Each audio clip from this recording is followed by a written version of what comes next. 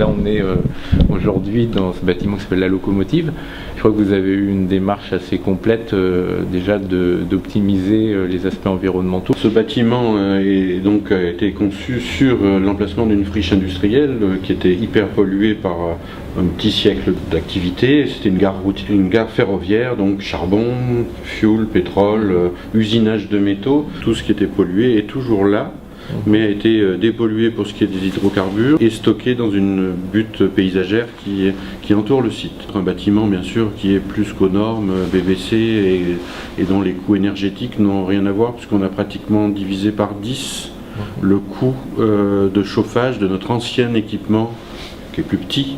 On a surrenforcé l'isolation thermique. Il faut que la puissance publique, elle montre l'exemple. Elle commence par ça. Ça fait réfléchir aussi le citoyen pour qu'il fasse la même chose chez lui. Les gens investissent beaucoup dans leur maison. Si on les incite à investir dans tel domaine, je pense quand même que le citoyen, si on fait de la pédagogie, il peut le comprendre et il peut l'extrapoler à sa propre maison, à son appartement. Il faut qu'on s'attaque à des projets concret et précis. On décide par exemple de construire 300 logements à Visil, c'est nos objectifs de PLH.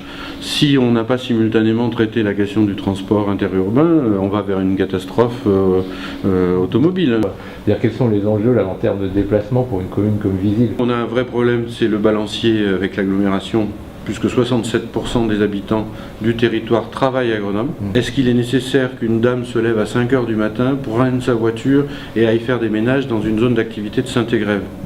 Cet emploi-là, il peut être relocalisé. Et encore faut-il qu'on ait des bureaux à nettoyer à Visil. Et que c'est ça qu'il faut qu'on fasse, donc accueillir du tertiaire, des petites entreprises. Ensuite, il faut qu'on règle les questions de fluidité de notre transport collectif pour qu'il devienne très attractif.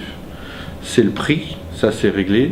Notre entrée dans la métro fait que nous sommes passés de 12 € l'aller-retour à 3,20 €.